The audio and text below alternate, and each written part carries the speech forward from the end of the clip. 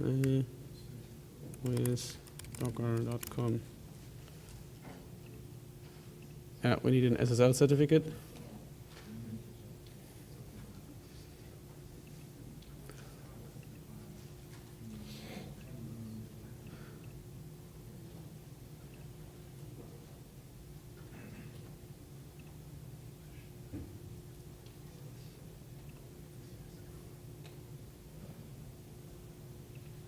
But I didn't prepare this one, so. But if you go to training.playwithdocker.com, could also use this. Git is also installed, so you can fetch the Git repository there. So potentially, you could just use Play with Docker as well.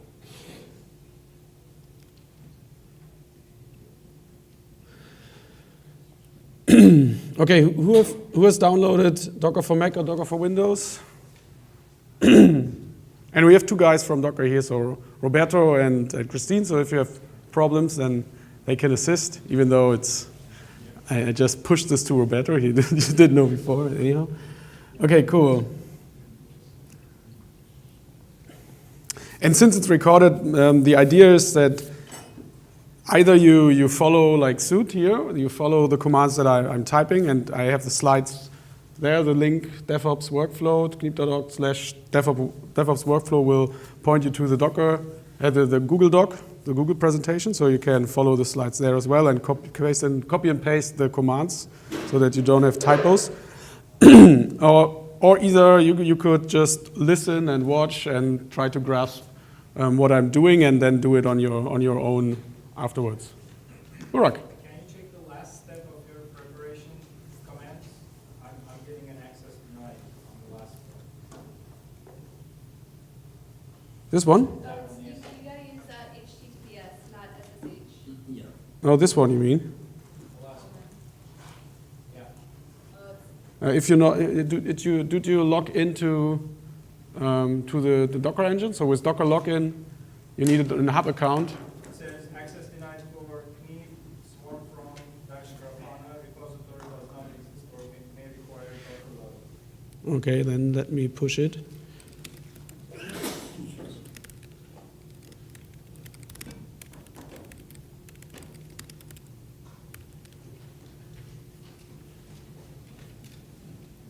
What is that, Grafana, right? Yes. Grafana.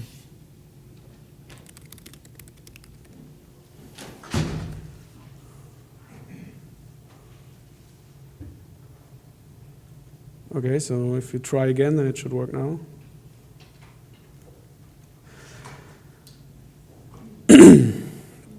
Okay, so let's get started.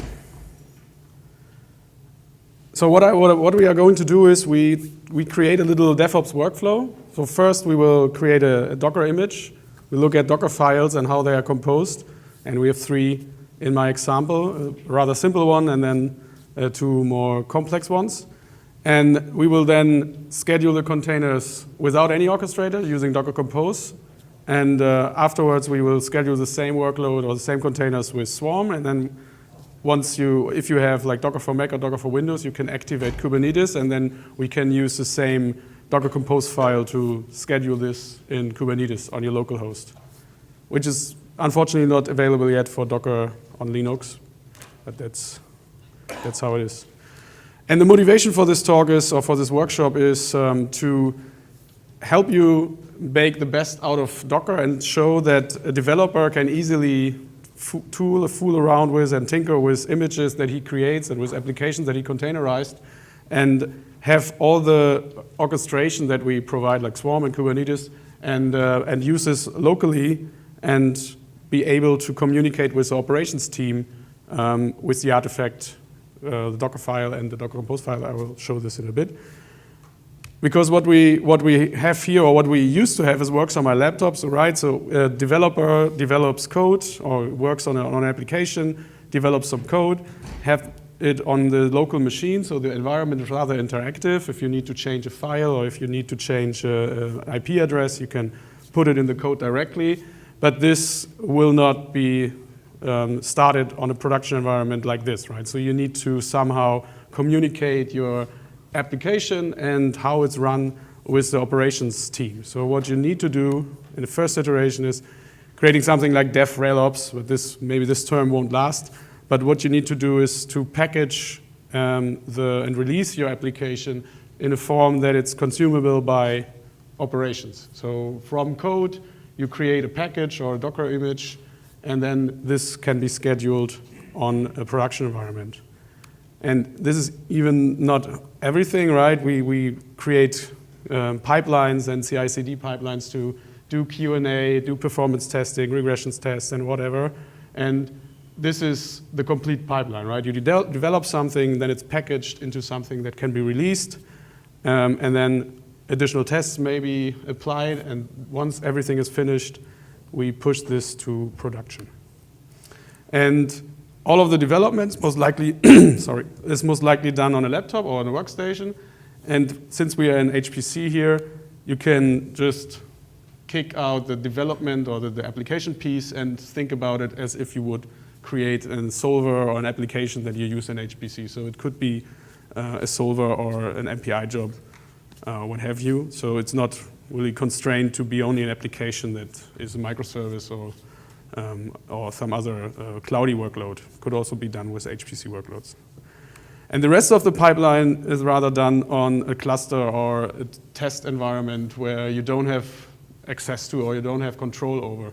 And what I would like to show here is that we could create it in a way that everything is what is done by the operations guys or the test and release engineering guys can also be done on a laptop so that you can try in case there is an error in one of the pipelines that you can recreate it on your laptop and on your workstation to make sure that your release and your application or your tool that you're creating passes all the tests so that you can do it yourself and hence have a better handoff to operations in this case. Okay, so, and we have this build, ship, and run model, where run, I think, is more orchestrate now. So it's not enough to run in container images. You have to communicate with your ops team as to how it's orchestrated in a bigger scale. And if you have only a big monolith that's only one application, it might be enough to run it.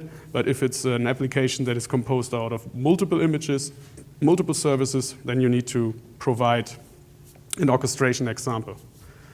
And to build the image, you need a Docker file and the context. And the context is just all the surrounding files and directories in your Docker, the directory where the Docker file resides. And I can show this very easily here. So let's say I have this web application, which is some JavaScript code and a Go application. And if I do Docker build,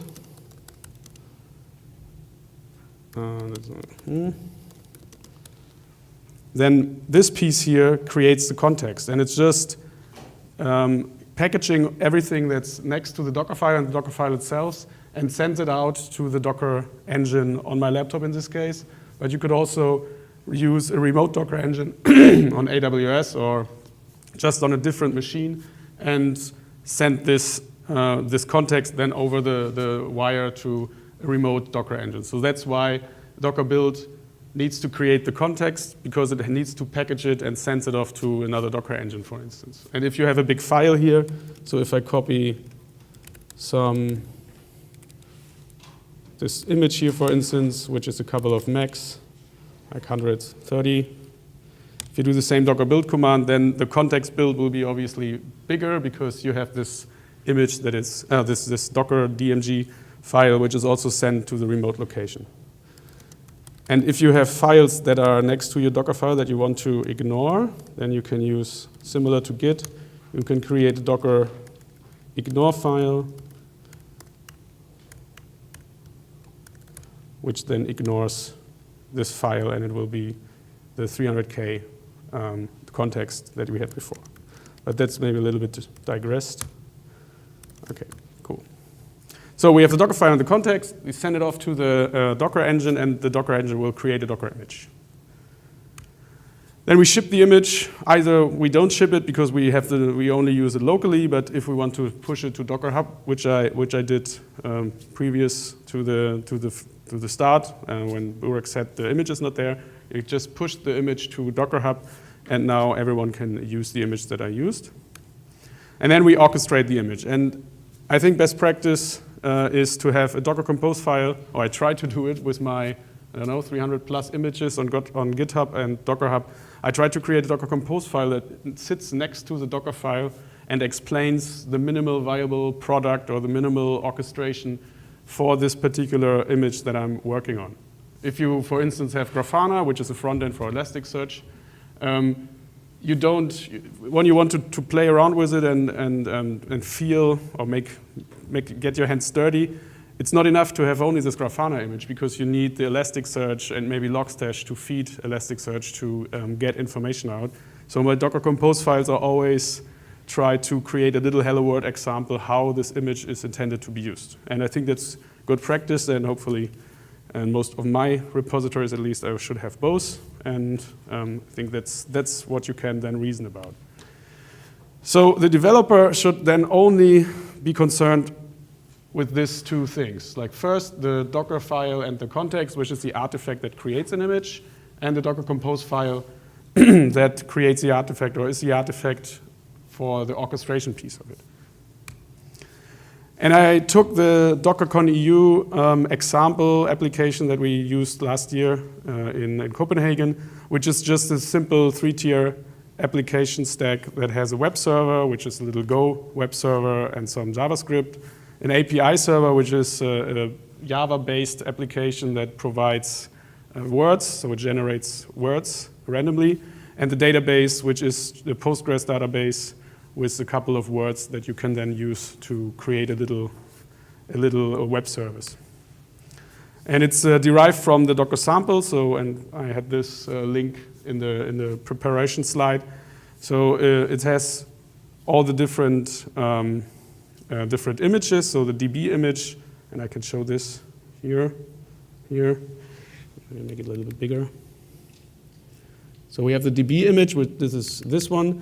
It just uses a Postgres upstream image that we provide on Docker Hub, and then it copies in an SQL file that initiates a couple of words in the database. And that's the very simple Docker file, which just piggybacks on the Postgres file that the Postgres image that we provide, and initiates it with SQL. So that's pretty simple. Rather a more complex one is the words application, which is, as said, a Java image or Java application.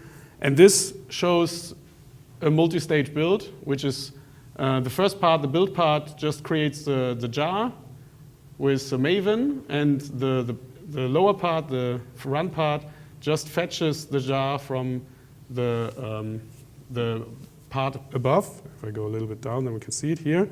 I copy the jar or the complete target directory from the first layer or from the first image, and then I don't need all the overhead that is provided with JDK and Maven, and you can have very small images by using this multi-stage approach.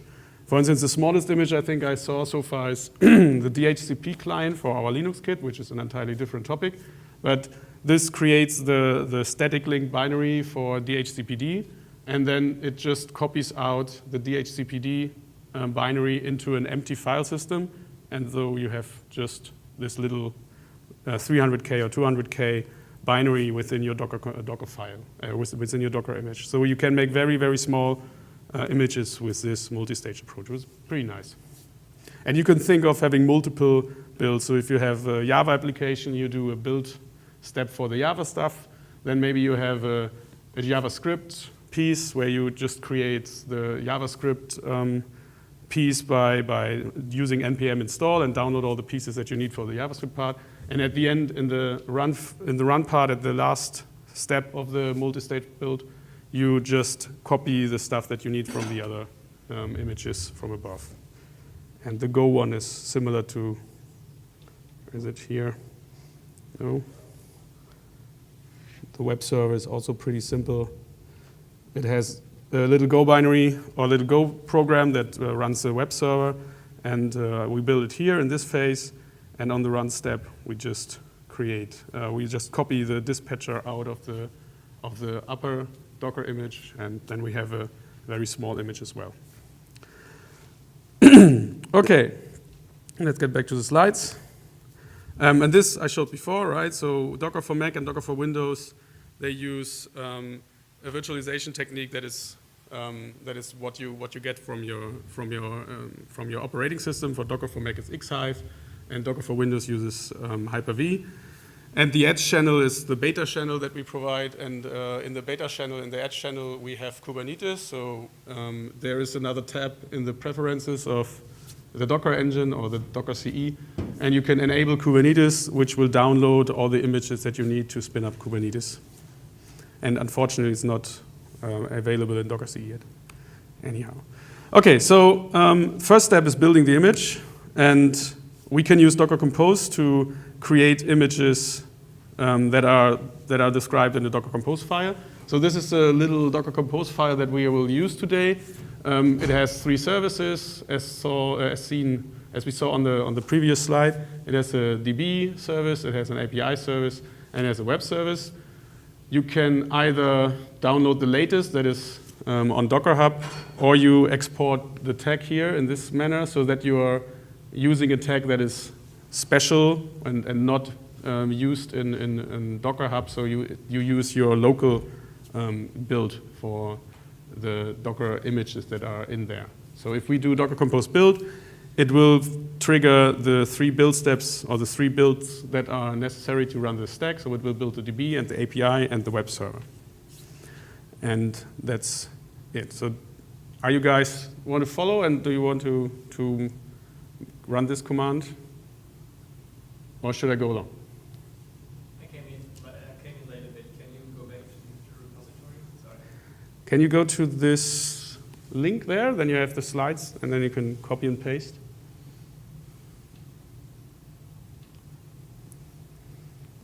And since it's recorded, you guys can, as I said, either just listen and try to grasp what I'm talking about, and then at the end you can do this on your own pace at home, I think. Okay, so building the image, that's that. And if you want to run a stack, the very simple way of running a container is using a Docker Compose, which is kind of a one-shot orchestration in a sense that it will start all the containers that are necessary for the stack.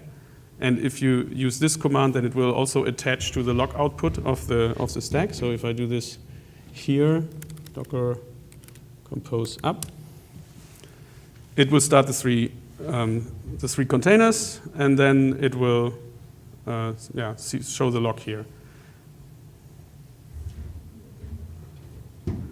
And once the web server is also started, I can go to localhost 8080, and we see the little example stack here. So when I reload, I get different words. And this will reach out to the API server. So we only have one, because Docker Compose is not creating multiple replicas of the service. As it's only local to your machine, it will only start one of each. And so we have the same container name, which is the bottom left, and the same IP address for the container that will show up here. And I can change the behavior of the stack by tinkering with the environment variable. So we saw there is a version shown here in the middle. That's version 0.1. The version is baked into the Docker Compose file of the API server. So if I look here, I can see that I put it to 0.1, and I can overwrite this in the Docker Compose file. So if I do like this and restart Docker Compose, then it will start the same services again, but this time the environment variable has changed to 0.2, and reloading this will show now 0.2. And the simplest orchestration one can think of So I can detach from this as well, so I won't attach to the output. So if I do a while true, maybe with some sleep, that would be the most simple orchestrator one can think of.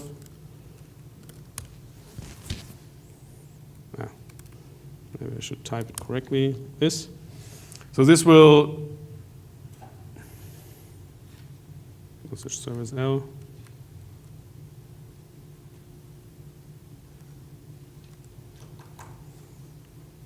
Here we go. So this will go over the Docker Compose file, starts the images if necessary. So if the images are already running, then nothing changed. If I now go to the Docker Compose file and change it to this, then we will see that he will tell us that DB and web is up to date, and he will recreate the Docker image, the Docker instance for the API server. So this is a super simple orchestrator. If we go back to the slide, then everything is 0.3.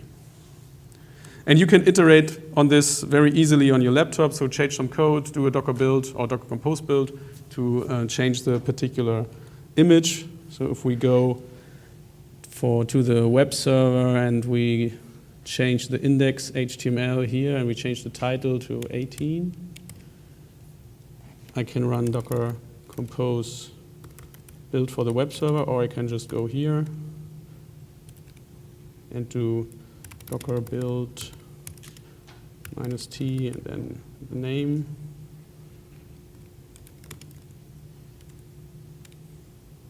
What was the name again? Did I mistype? This one.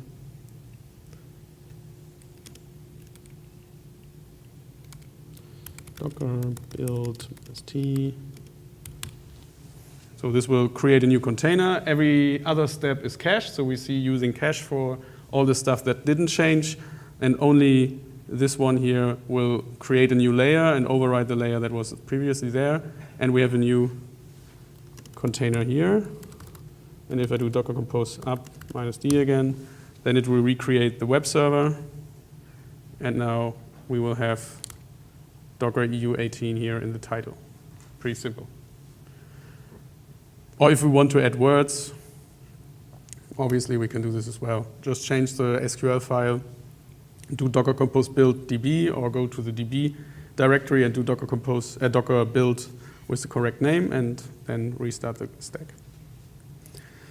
So that's pretty basic stuff, and I can do Docker Compose down to bring stop the containers and remove them.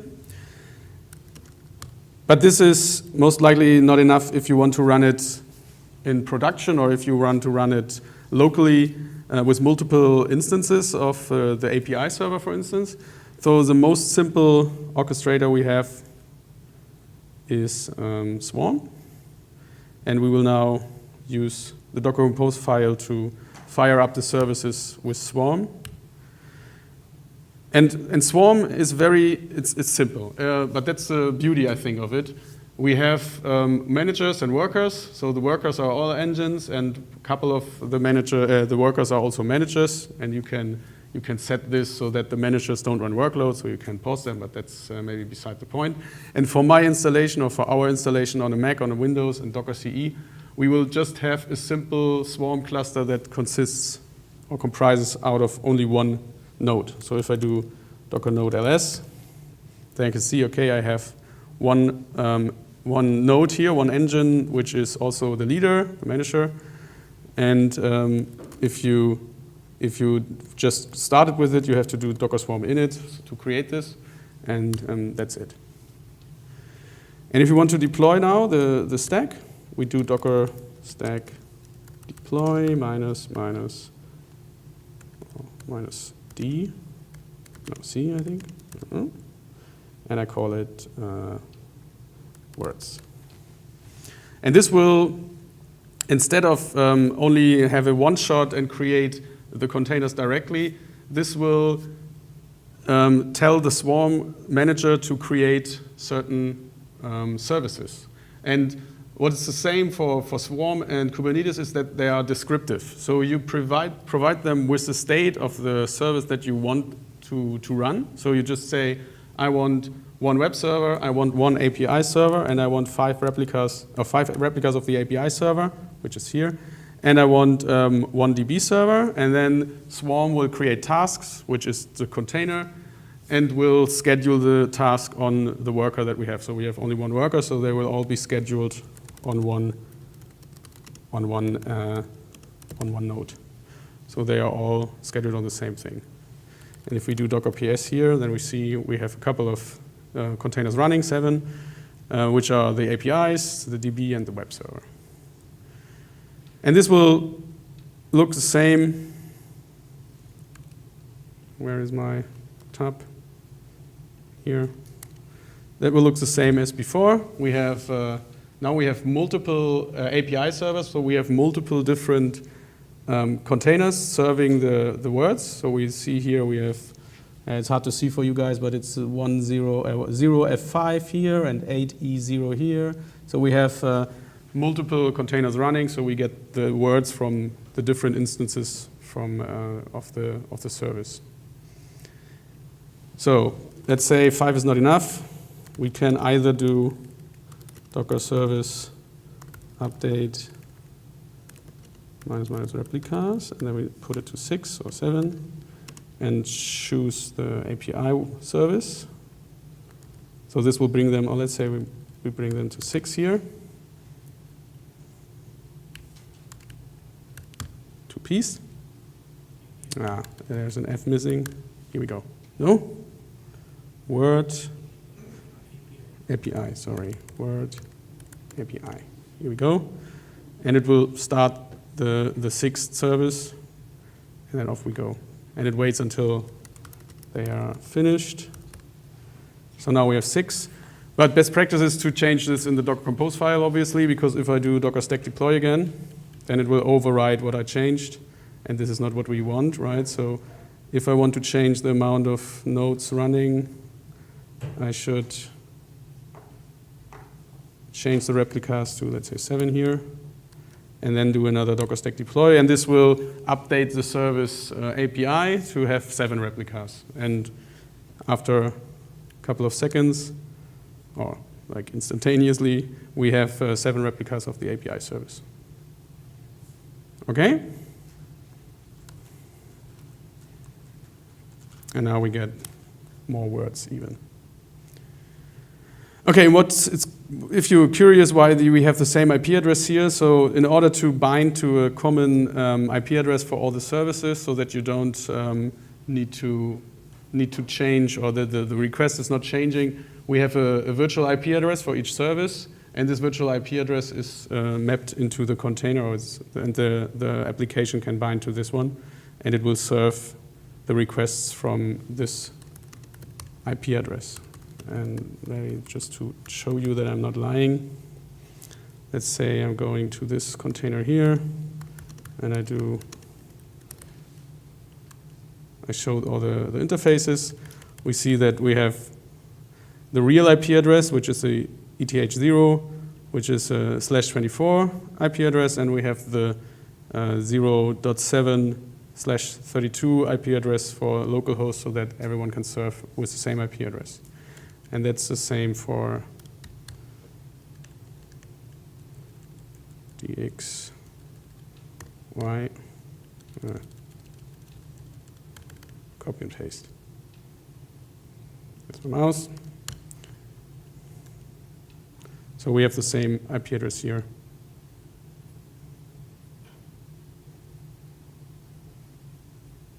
That's the same. That's the same container. So.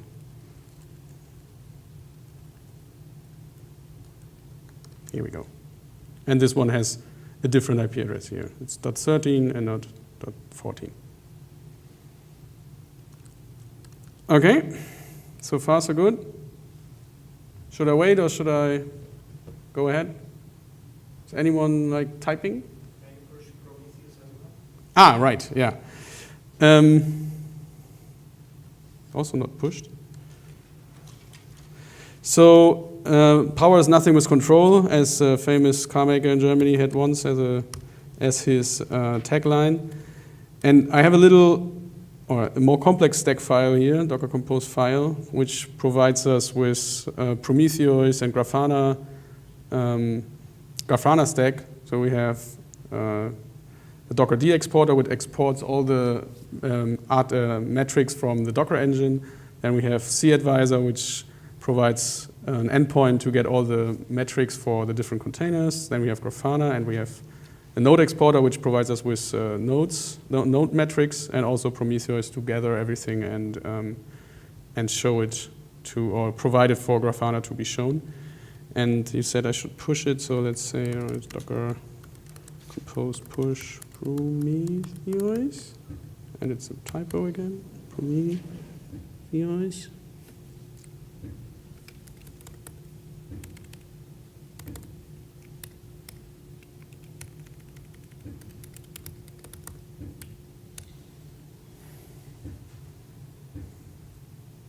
And here we see the layering in action, right? So the Docker hub is content addressed. So if I push something, if I push a file system layer and it has the same content as the file system layer already existing on Docker hub, it will just try to fetch, or it will look at the URL with the content hash. And if the content is already there, then it will mount it from a different image, which is also pretty nice. So now Prometheus should be there as well.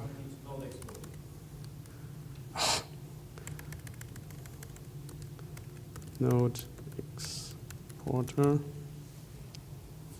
Yeah, sorry, I should have pushed it before, but here we go. Okay, and this rather more complex file, I can start the same way. I use Docker Compose and call it maybe prom. And this will start the different services. And we are also using configurations here, but it's maybe for another day. So this will run the stack that I just described. And after a couple of seconds, or maybe a minute, we should see results in the Grafana dashboard.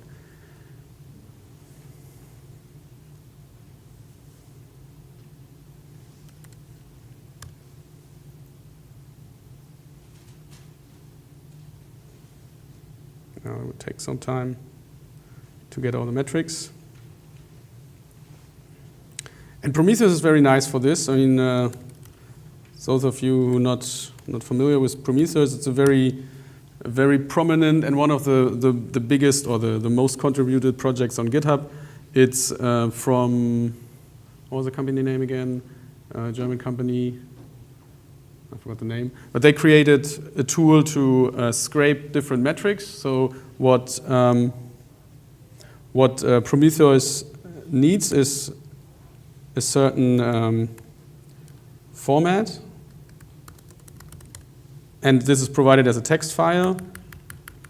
And you can provide Prometheus with targets so that it will scrape now this URL here, and it will create metrics for all the different lines. And puts them into its own matrix store, and then you can graph this with Grafana, or you can graph it here as well. So if I show like CPU load or system seconds executed, then Prometheus will graph it here as well. And what you can do very nicely is create rules so that you get alerts when the node is maybe overcommitted. So you have the memory goes low, or CPU is used too much. And this rule set, or the rules are very powerful. And I think once you get used to it, it's very easy to create such rules. If you're SQL-y, if you know SQL, then this should be very easy for you to grasp. And there are a lot of commands, a lot of functions that you can use here, for instance, sum to calculate some usage and so on. And you can group it and so on. That's pretty nice. Okay, now we see more graphs here. We have the CPU usage per service, so aggregated over all the containers, and memory usage for all the services and so on. And we also have different dashboards. One is for nodes, so I only have one node, so that's rather boring, but you could see the system load, the CPU load, memory consumption for the different nodes. As said, we only have one. And this you can alert on as well. So if the memory on the host gets low, then you can send an alert and push it into Slack or send an email or call a pager and so on. It's pretty cool. Okay, this is a rather fast run through Prometheus and Grafana and our little app.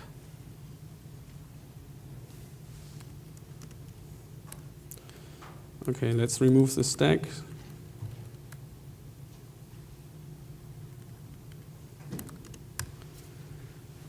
And maybe I remove the other stack as well. Swarm. Oh, prom.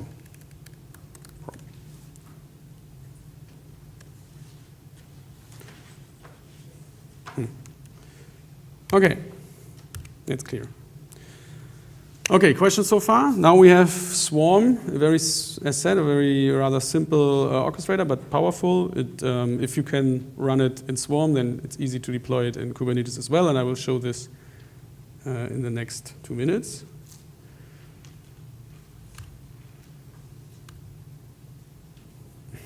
Yeah, and if you change the compose file, the same as for the Docker compose up command, if you change the description of the service you want to run, maybe change the app version here, then it will update the description of the service and your containers will be restarted. And the containers are going to be restarted in a rolling update manner. So if you have 5 API servers, for instance, then each API server will be tiered down and the new one will be started. And once this one is healthy, it will go to the next one. And you can control how this is done very precisely. So you can either say, start a new container, and once this one is healthy, then tear down the other one. Or you can set the parallelism so that it tears down 2, and so on. Okay, and now that we are including Kubernetes to our engine, you can also deploy the same stack with the same compose file in Kubernetes. And the way it's done is with custom resource definitions. So we have a service within our engine, it started when you activate Kubernetes, which takes the stack format that we provide, that the Docker compose file, and pushes it against this CRD service. And the CRD service will create the different objects that you need in Kubernetes. But if you're just a developer and you don't care about Kubernetes, you change your orchestrator to Kubernetes, and then you do the same Docker stack deploy. And maybe I mistyped something again.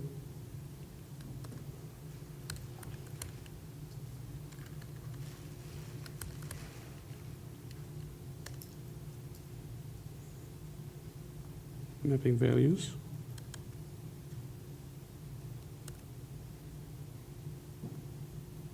What did I change?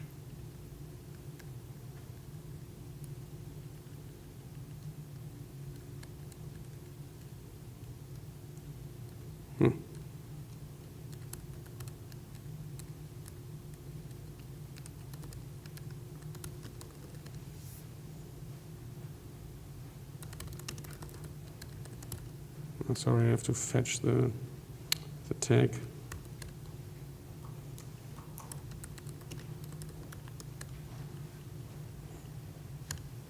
Here we go.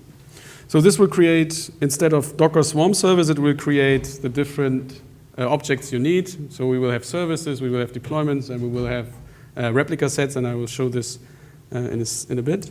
So if we do Docker stack ls here, then we see, okay, we have this word stack, and if we look at the containers running, we'll see that Kubernetes started all the different applications here. And the cool thing is that we just use an upstream Kubernetes, so you can use all the fancy tools that Kubernetes provides. And if I do this, I see, okay, we have deployments for the API, the DB, and the web service. We have replica sets, and I don't want to go into the specifics for Kubernetes, but And we have services defined, and everything will just work out of the box. So if we go to the service again, then we will have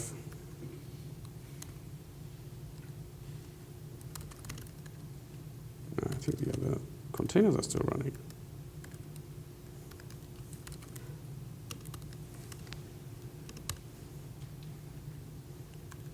So what I will do, I will just remove all the containers, which is also a good example how Kubernetes works. So if I remove all the containers, what it will do, it will just restart the containers that Kubernetes wants to run. So now all the stack, as we saw here, the stack that I created previously was still running. So we had the stack here, and now the other one is removed.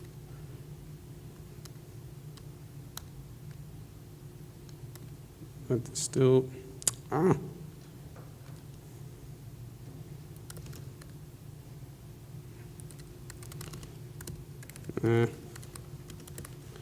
sorry, that's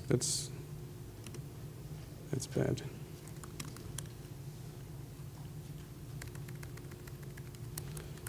Sorry for that. It somehow failed to remove the services correctly. Here we go.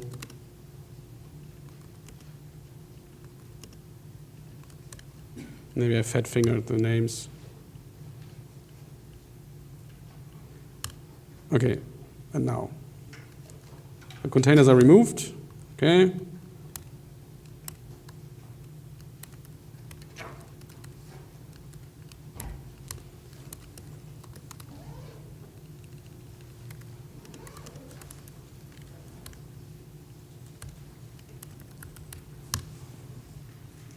Here we go. Yeah, sorry, the Swarm service was not removed correctly, so the Kubernetes was not scheduled correctly. So let's see. This should work now. Sorry for that.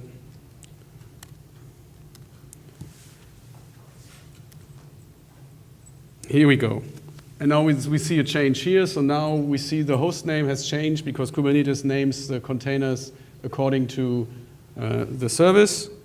So we have API, then we have a hash for the service ID, and the last one is the pod bit, so the individual container that is running for the specific service. So we see we have different container names. And also, if we compare it with what we saw in Swarm, Kubernetes has a flat network model, so we have individual IPs for all the different containers, so there's no VIP concept in Kubernetes. And so we see different IP addresses for different containers running in Swarm, in Kubernetes. Okay, and we use the same compose file. There are about to come like enhancements where you can choose the namespace and where you can do auto scaling, and you will embed this in the Docker compose file. If you don't deploy it within Kubernetes, then they will be just ignored. The same way they are ignored when you use Docker Compose. I don't know if you saw this earlier, but if I do Docker Compose up,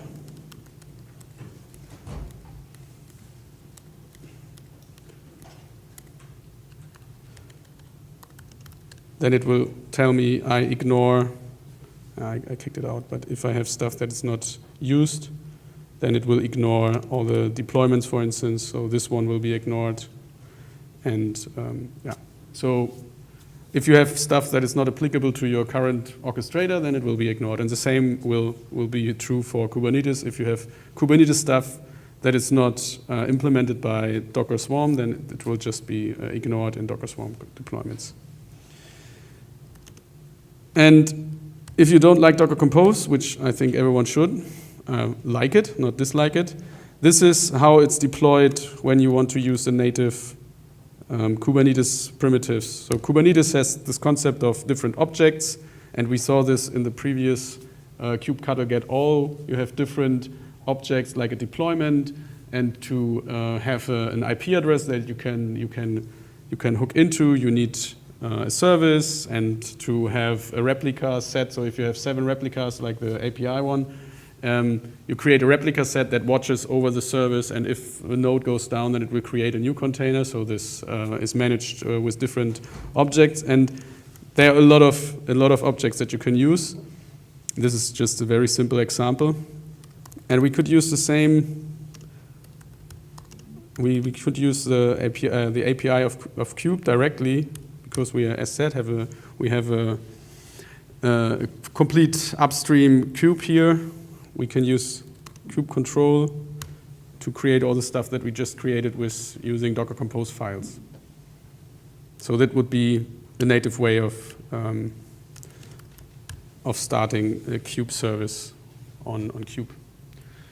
And what we see, I think, is that, and this is more and more the case, we have our special CRD, like custom resource definition, and there are others that provide the same as well. So because, as you saw when we cut these files here, it's rather complex to come up with this when you are not used to Kubernetes. So this abstraction of having your own custom resource definition like we have with Docker Compose is, I think, getting more and more traction, and people will use it more and more, so that you can like abstract the complexity of Kubernetes out for developers and maybe operations guys to have a more simple definition of a Kubernetes environment. And maybe just to prove that it's running, I changed the port so I could even run both. Yeah, it looks the same. Okay, that would be the rather fast workflow that I wanted to show. I could show you a multi-kube deployment if you like, if you have some time left. And this we already saw. So maybe if you have questions, then while you are asking questions, I can start my little virtual box setup here. And maybe my laptop is going to explode because there are a couple of services running here. Well, let's give it a try. So this will just start a Swarm cluster that I deployed here with on my virtual box. The first one is the master, and the second one is just a simple node. And what we have here is we have what I showed before. We have this Docker Enterprise Edition platform, which comprises of the Docker engine, and then we have UCP and DTR. And UCP and DTR are then present here on this laptop once it came up.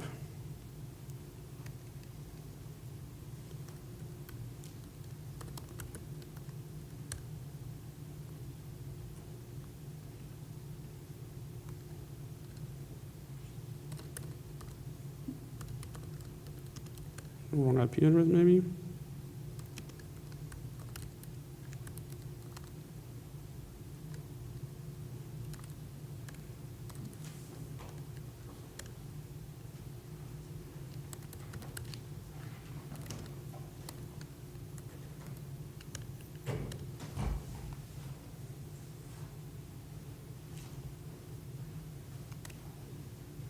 I think it's 9.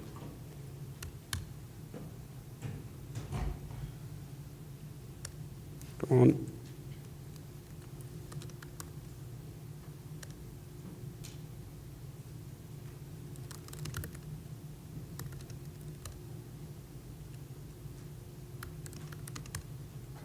I didn't pray to the demo god, I guess.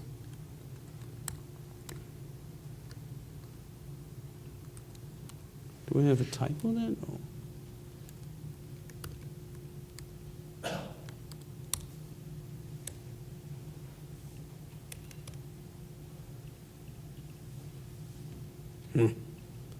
It worked before, but that's what they always say, right?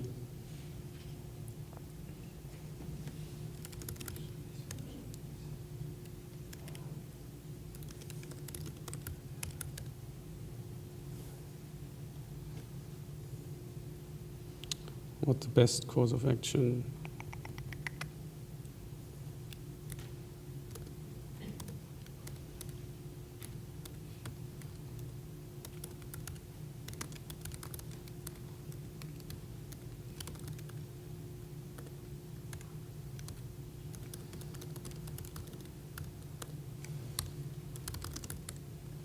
So this is a remote host. It should be 944.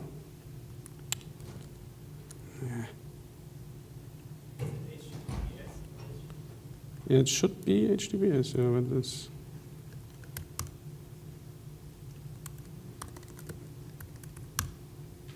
Nah.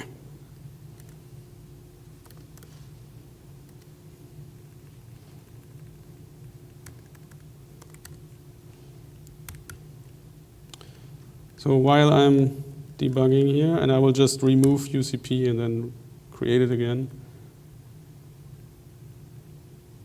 So they said, yeah.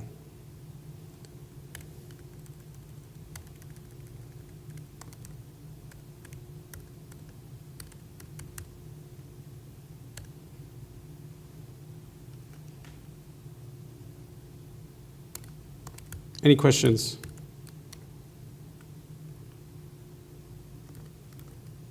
Yeah, shoot.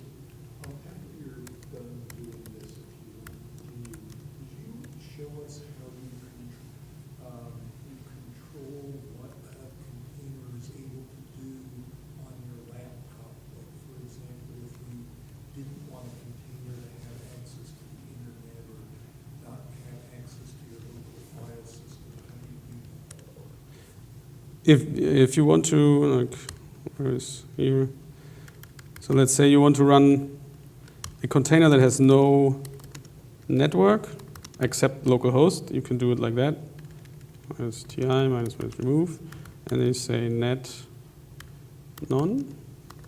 Let's say we use the Ubuntu one. And this will download Ubuntu. Okay. And now we just have, it's not installed. Kniep.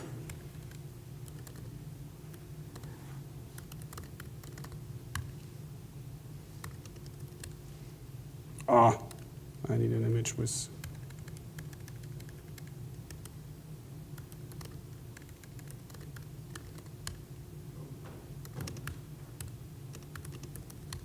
So we only have localhost here. So there's no network connectivity for this guy here. So you cannot ping anything because you don't have network, right? That's. And if you want to use the host network, you can also do this as well. So you can run it with the host network, and then this guy will have all the network interfaces of the host where the Docker engine is running.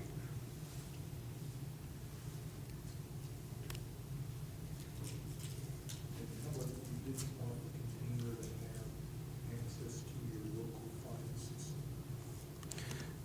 Yeah, so let me just quickly do this again. If I start it like this, then it won't have any files mapped in. I mean, it will map in proc and sys, but apart from that, it won't have any mounts from the local file system.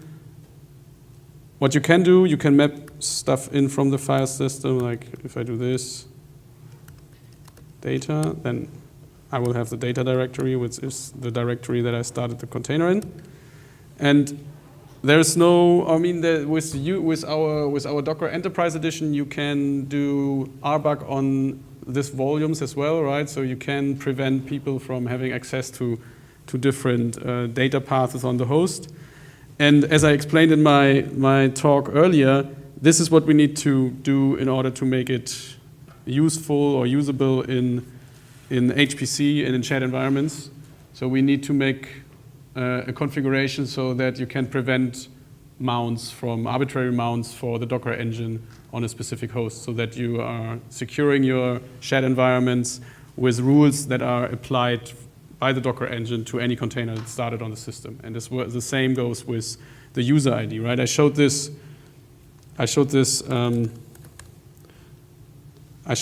also today.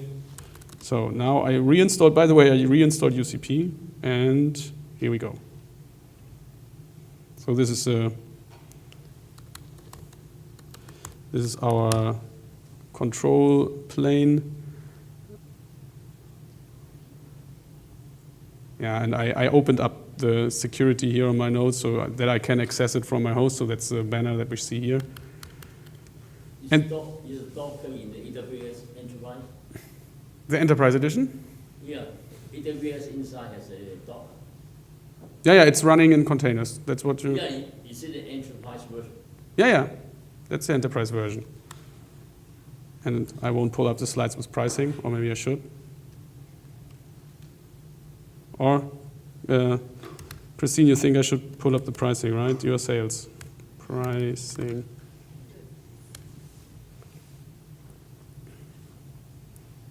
So these are the different editions we have. The community edition is what you install on your laptop.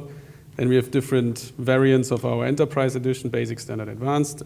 And the more advanced you get, the more tools you can play with. And the prices Is it are. possible for a container inside the enterprise?